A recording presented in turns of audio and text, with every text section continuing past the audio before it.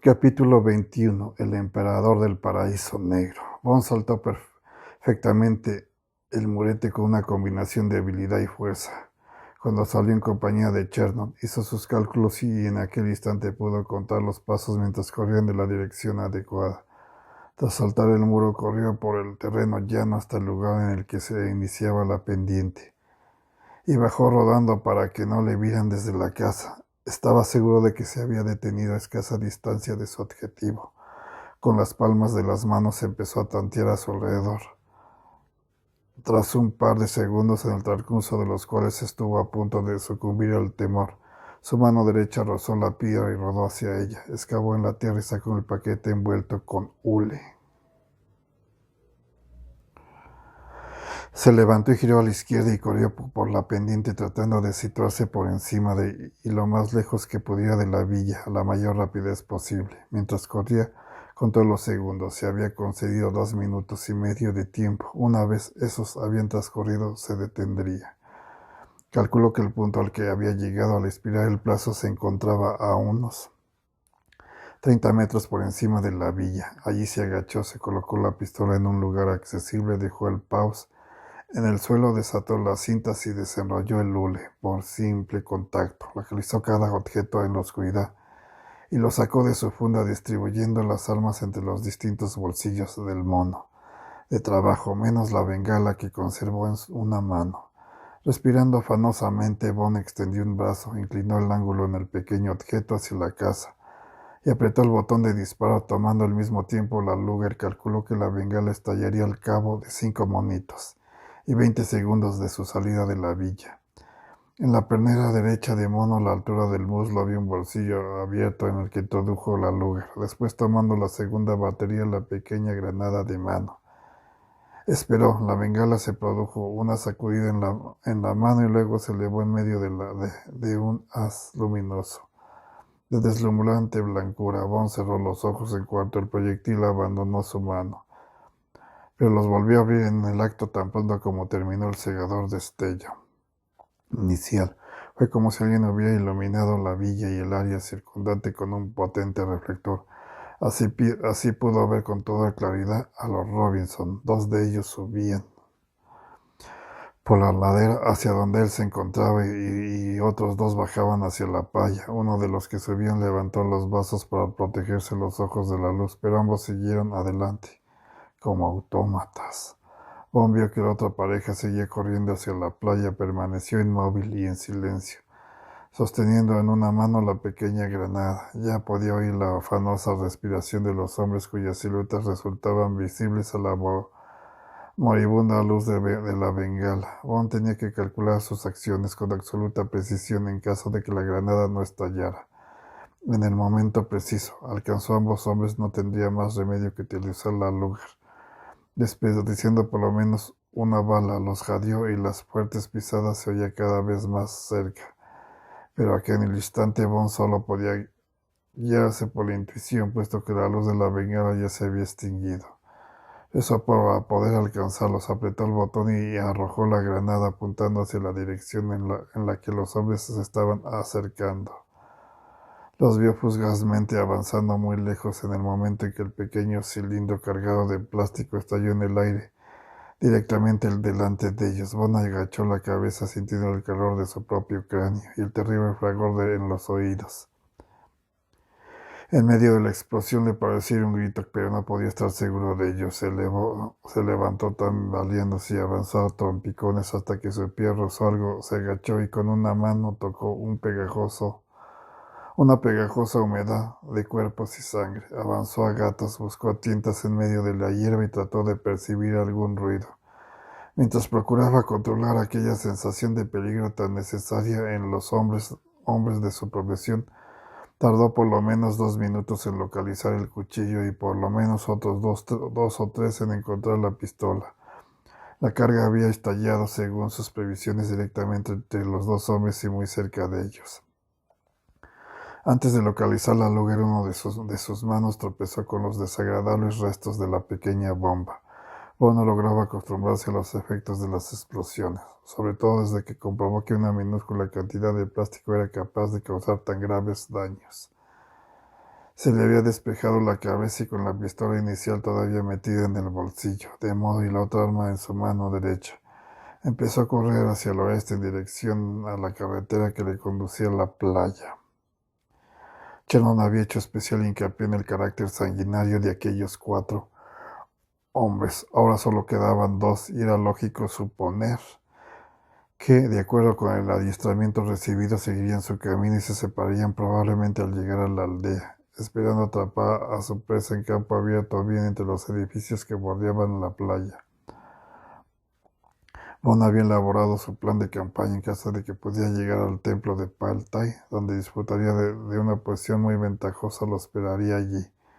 La explosión aún le resonaba en los oídos, sabía que tenía que la ropa manchada de sangre, pero consiguió llegar a la accidentada carretera sin experimentar ningún contratiempo. Una vez allí prefirió abandonar la rocosa superficie y avanzar por el borde cubierto de hierba. Dejó de correr y caminó a marcha rápida, aspirando grandes bocanadas de aire en un intento de regular la respiración. Al cabo de unos 10 minutos le pareció distinguir las siluetas de unos edificios. 5 minutos más tarde llegó a las afueras de la aldea y se abrió paso por entre los arbustos en dirección a un muro de piedra que debía pertenecer al templo. Se dirigió hacia la fachada del edificio y pensó que por lo menos podría dirigir sus oraciones a algún dios, ya que el Paltai es el supremo emperador del paraíso negro, y el templo erigido en su honor acoge a sí mismo a los dioses marciales, 100.000 ojos y oído, el del viento favorable. La ayuda de aquellos 3 personajes no le vendrían mal aquella noche para localizar a los 2 Robinsons restantes. El templo daba una extensión de terreno abierto y por primera vez desde la explosión de la bengala y la granada, Bond notó que sus ojos empezaban a acostumbrarse a la oscuridad. En unos minutos distinguió la plaza cuadrada y el perfil de los peldaños del templo, guardados por los tradiciones dragones. Empezó a subir muy despacio y al llegar arriba se ocultó en la oscuridad. El portal situado a su derecha. Luego esperó detrás de una de las grandes columnas de piedra. Pasaron los minutos y Bond comprendió que los Robinsons también debían de tomarse las cosas con calma, con Carmelo, moviéndose despacio y en silencio por las oscuras calles. Transcurrió por lo menos 1 hora y buena parte de otra. La autodisciplina le impidió a Bond echar un vistazo a la esfera luminosa de su reloj, mientras efectuaba una minuciosa inspección de derecha a izquierda y a la izquierda a derecha, moviendo la cabeza y los ojos muy despacio. Tenía el cuerpo entumecido a causa de la forzada inmovilidad. Por fin consultó su Rolex. Eran las 5:10 de la madrugada. Faltaban algo más de 1 hora para que finalizara el juego. Shannon empezara la matanza. Se le revolvió el estómago de solo pensarlo. Mientras imaginaba la horrible escena, captó un movimiento por el rabillo del ojo. Procedía del extremo derecho de la plaza cerca de la casa. Por un instante una sombra fugaz se recortó contra la franja más clara del mar. Bond se movió despacio y levantó la Luger con los ojos clavados en la zona donde había visto la sombra. Por un momento pensó que se lo había imaginado, pero lo volvió a ver en el acto. Avanzaba contra la pared a paso de tortuga, al amparo de la oscuridad. Modificó imperceptiblemente su posición y levantó la Luger en el mismo instante en que la sombra se despegaba de la pared y empezaba a acercarse a los peldaños del templo. Fue entonces cuando, a pesar de su experiencia, Bond cometió el primer error de la noche. Despáchale ahora, decía una parte de su mente. No, espera, ¿dónde está el otro? Hijo de punta. Este segundo de indecisión fue el origen de los minutos más aterradores que jamás hubiera conocido. Su habilidad de tirador se impuso a todos los demás. Despáchale ahora. Bond centró la mira de la Luger en la sombra que avanzaba. Su dedo empezó a ejercer presión, pero entonces su sexto sentido le advirtió de la inminencia de un peligro más cercano. Se encontraba de pie en la clásica posición de perfil, con los brazos levantados y sujetando el arma con ambas manos. Y cuando sintió un agudo dolor en el brazo izquierdo, como si alguien se le hubiera quemado con un hierro candente, oyó su propio grito desgarrador y sintió que se le caía el arma de la mano. derecha al extenderla hacia el brazo herido. Se volvió y vio a Robinson a punto de descargar encima la masa de combate. Reaccionó de un modo automático, pero todo se desarrollaba como en cámara lenta, a través del infinito dolor que desde el brazo machacado se le iba extendiendo poco a poco por todo el cuerpo. No le podía recordar el nombre de aquel sujeto, pero por alguna extraña razón su mente se empeñaba en querer recordarlo. Le pareció que era Bogdan, el que le había roto el cuello a los muchachos, y después había intentado librarse de los cadáveres descuartizándolos y distribuyendo los restos por el bosque. Oyó con toda claridad la voz de Chanot. Es un campesino muy fuerte, sin ningún sentido de la moral. Bon le miraba a los ojos. El hombre levantó muy despacio la masa por encima de su cabeza. Luego la bola claveteada empezó a bajar hacia el cráneo de Bon.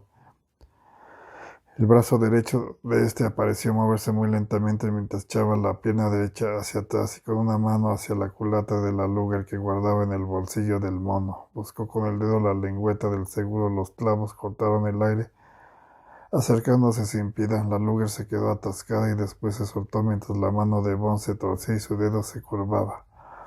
Acto seguido, 2 detonaciones, 2 disparos, tal como le enseñaban a hacer en los cursillos de adiestramiento, y el olor a la cordita del itinerario de los casquillos de las balas golpeando los peldaños.